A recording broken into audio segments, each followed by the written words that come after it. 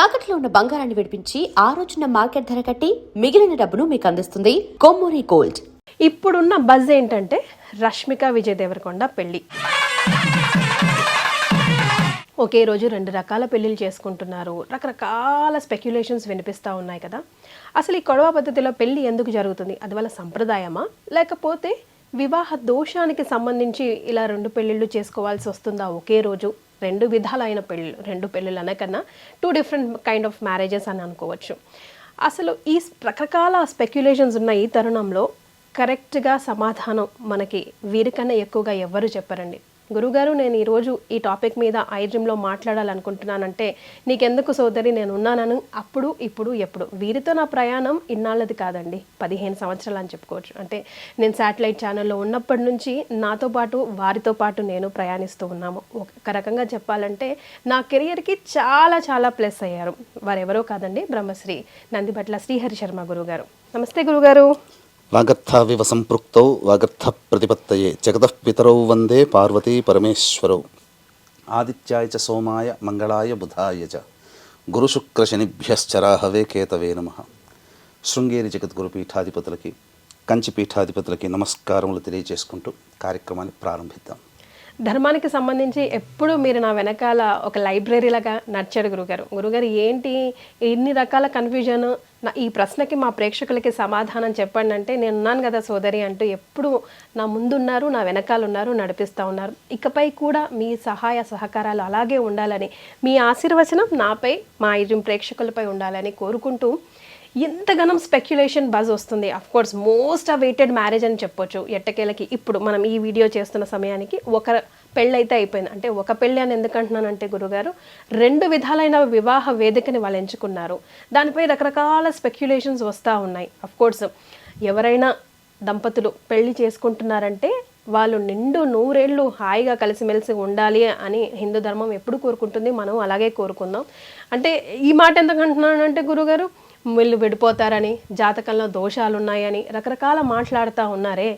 So దీని అన్నిటికీ తెర విప్పేద్దాం గురుగారు ఈ వీడియోతో. మనం అసలు ఏంటి కొడవ పద్ధతి పెళ్ళి, ఎందుకు చేసుకోవాల్సి వస్తుంది అన్నది. తప్పకుండానమ్మా.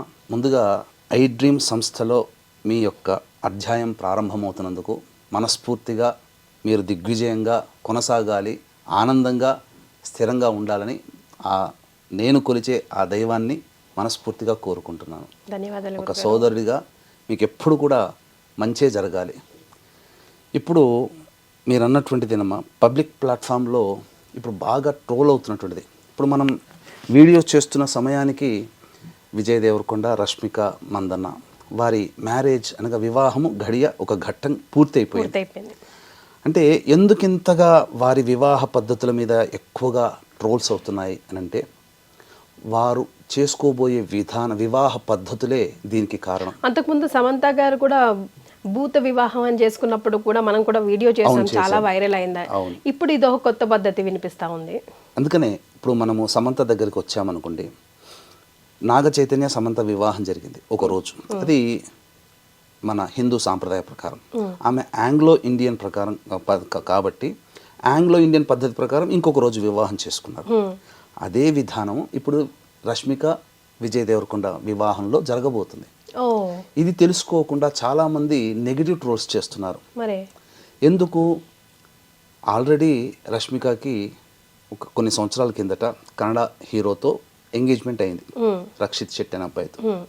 తర్వాత ఆమె, ఎందుకంటే ఒక స్త్రీకి హక్కు ఉంటుంది ఎవరిని వివాహం చేసుకోవాలి. ఎందుకంటే కన్యాదానము చేస్తున్నారు, వరదానం జరగట్లే. కన్యాదానం అన్నప్పుడు ఏంటి దాని అర్థము? మన అమ్మాయిని ఒక ఇంటికి ఇచ్చేటప్పుడు అమ్మాయి తల్లిదండ్రులు మన అమ్మాయి అక్కడ క్షేమంగా, సుఖంగా, సంతోషంగా మెట్టినింట ఉంటుందా అని చెప్పి ఎంచుకొని మరీ ఇస్తారు తప్ప అబ్బాయి అమ్మాయిని ఎంచుకోవడం ఉండదు. కాబట్టి కొంత చిన్నతనంలో అమ్మాయికి అప్పుడు ఎంత టీనేజ్ కూడా ఉండకపోవచ్చు, తెలిసి తెలియని ఆలోచనతో తీసుకున్న నిర్ణయం వల్ల ఎంగేజ్మెంట్ జరిగిపోయింది రక్షిత్ శెట్టితో.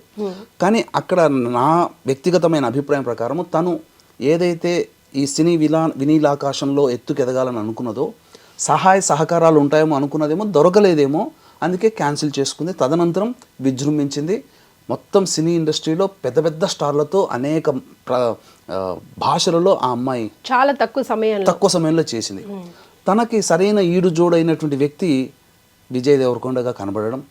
అలాగే 2017లో అనుకుంటా కదమ్మా వీళ్ళిద్దరికి ఎంగేజ్మెంట్ అయింది. గురుగారు ఎంగేజ్మెంట్ అయిన తర్వాత కూడా అమ్మాయి అబ్జర్వ్ చేసి నా యొక్క జీవితానికి ఎక్కడైనా స్టాప్ పడుతుందా, విజయ్ దేవరకొండతో మూవ్ అయితే బాగుంటుందా అన్నీ అబ్జర్వ్ చేసుకున్న తర్వాతనే నిశ్చయానికి వచ్చి ఇప్పుడు మ్యారేజ్ డేట్ చేసుకున్నారు. 2017కి సంబంధించి ఇది ఎప్పుడమ్మా, కాబట్టి చాలా మంచిగానే నిర్ణయం తీసుకుంది. కాకపోతే దీనికి చాలామంది పలువలు చిలువలుగా మార్చుకుంటూ మూడో వివాహం చేసుకుంటున్నారా, మూడో వివాహం ఎప్పుడు, ఇట్లా ట్రోల్స్ చేస్తున్నారు. కానీ వాళ్ళిద్దరూ కూడాను వాళ్ళ యొక్క సాంప్రదాయానికి పెద్దపీట వేశారు. పెద్దపీట వేస్తూ ఇందులో భాగంగా మీరు చూసుకున్నట్లయితే వివాహము డేట్ ఫిక్స్ అయిన దగ్గర నుంచి కూడా తను చేపట్టబోయే యొక్క అమ్మాయి యొక్క ఆనందాన్ని కలిగించాలి, అమ్మాయికి కలిగించడం కోసం ఎక్కడా కూడా కాంప్రమైజ్ కాకుండా విజయ్ దేవరకొండ ఒక గొప్ప మహల్ రాజ్ ప్యాలెస్లో వివాహాన్ని నిశ్చయం చేసుకున్నారు.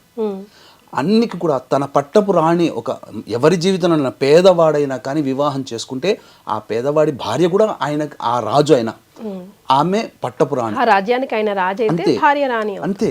ఇక్కడ ధనము అనేటువంటిది కాదమ్మా, ఎవరు వివాహం చేసుకున్న రాజు వివాహం చేసుకునే భార్య రాణిలాగా చూసుకుంటారు. ఆ విధంగా విజయ్ దేవరకొండ ఆ అమ్మాయిని వివాహం చేసుకోబోతున్నాడు మంచిగా అంగరంగ వైభవంగా.